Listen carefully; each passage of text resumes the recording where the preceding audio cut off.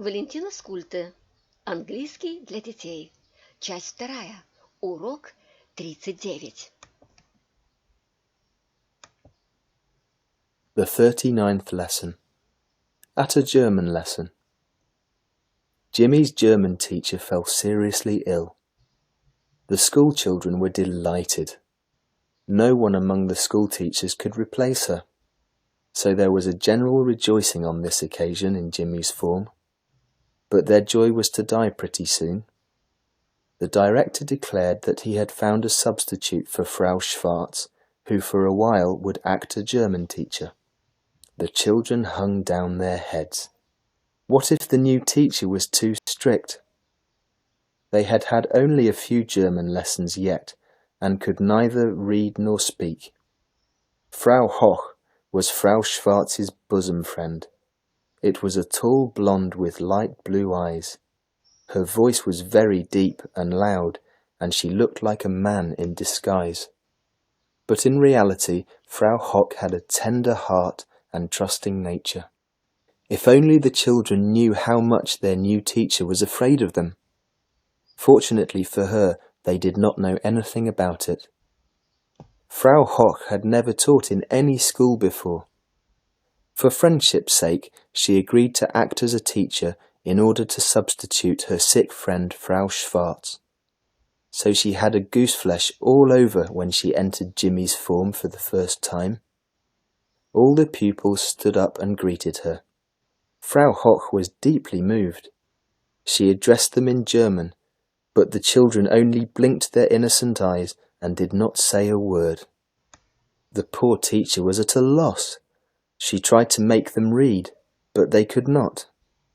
She called some of them to the blackboard, but no one could write a word. Frau Hoch was in despair. Then she decided to begin from the very beginning and teach them the alphabet.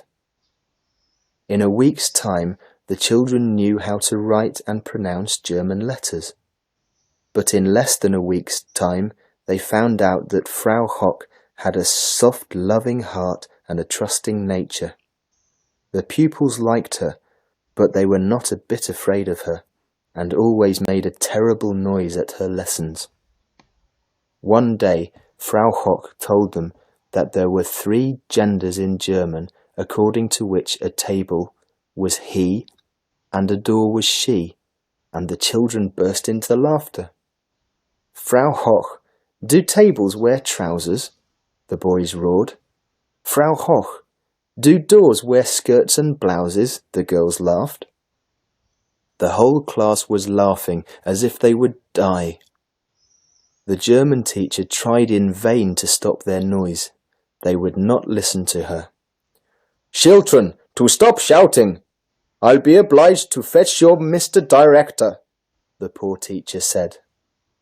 A new burst of laughter came from her merry pupils. It was so funny to hear sh instead of ch and t instead of d. Kind-hearted as she was, Frau Hoch had to go to the director.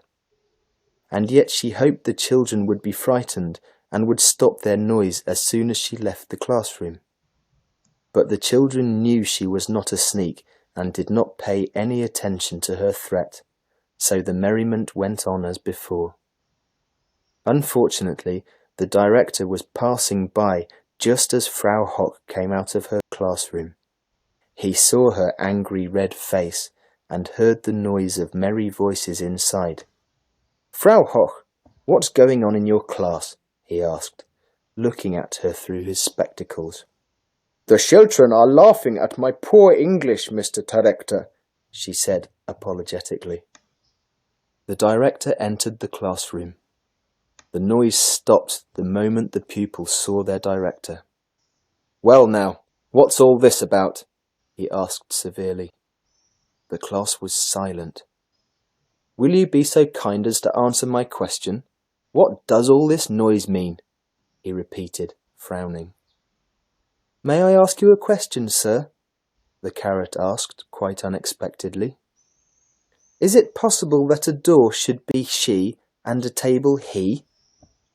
Both of them are made of wood. Both of them are not alive. How can that be? Who told you such a thing? The director asked, turning to the teacher. Oh, Mr. Director, poor Frau Hoch answered. There are 3 genders in German, masculine, feminine, and neuter. Oh, I see now, the director exclaimed.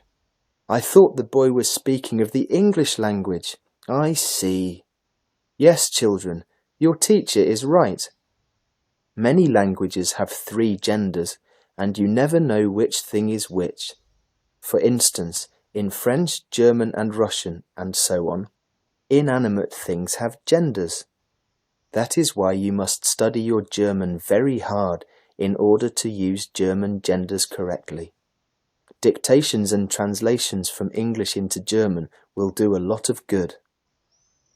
From this day on, you'll write German dictations and translations every day until you know how to write correctly, he said as he left the room.